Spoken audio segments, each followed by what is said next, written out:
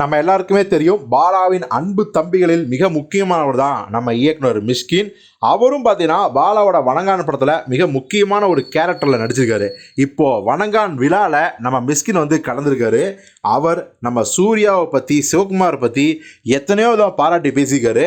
But இந்த தடவை பாலா தான் இந்த விழாவின் மிகச்சிறந்த ஆதர்ச நாயகன் அப்படின்னு தெரிஞ்சதாலையும், பாலா கூட தன்னுடைய பயணம் எப்படிப்பட்ட பயணமாக இருந்துச்சு அப்படிங்கிறதையும் பார்த்தீங்கன்னா ரொம்ப ரொம்ப சுவாரஸ்யமாக அவருடைய நினைவுகளை வந்து பகிர்ந்திருக்காரு. அவர் என்ன சொல்கிறாருன்னா, பாலா அப்படிங்கிற கலைஞனை நம்ம எல்லாருமே நேசிக்கணும், அதுதான் முக்கியம். ராஜீவ் மேனன் சார் வந்து ஒரு ஸ்டுடியோவுக்கு வந்து ஒரு டைம் போயிருக்காரு.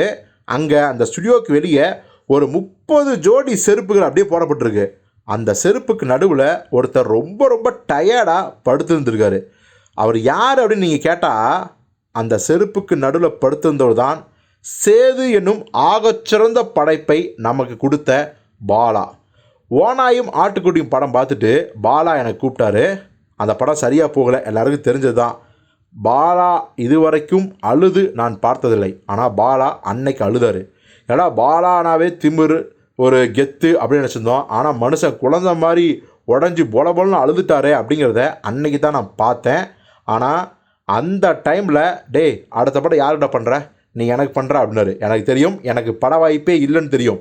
ஓநாயும் ஆட்டுக்குட்டியும் படம் எடுத்தவன் தோக்கக்கூடாது அப்படின்றதுக்காகவே எனக்கு பிசாசு படத்தை வாய்ப்பை வந்து அவர் கொடுத்தாரு.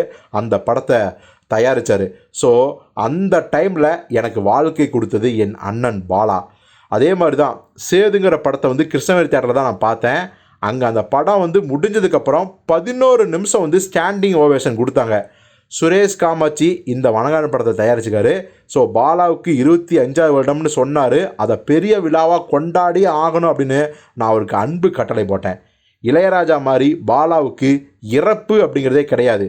கலைஞனுக்கு இறப்பே கிடையாது. ஒரு கலைஞன் பல குழந்தைகளை பெற்றெடுப்பவன். பாலா என்னை பெற்றெடுத்தவன் அப்படின்னு மிஷ்கின் வழக்கமாக அவருக்கே ஒரு ஸ்டைலில் ரொம்ப நெகிழ்ச்சியோடு பேசிக்கிட்டே போகும்போது பாலாவோட ரசிகர்லாம் உண்மையாலுமே என்ன சொல்கிறது ரொம்ப நெகிழ்ச்சி ஆயிட்டாங்க. அந்த விழாவே பார்த்திங்கன்னா ஒரு நெகிழ்ச்சி கடலில் மூழ்கிருச்சு அப்படின்னு தான் சொல்லணும்.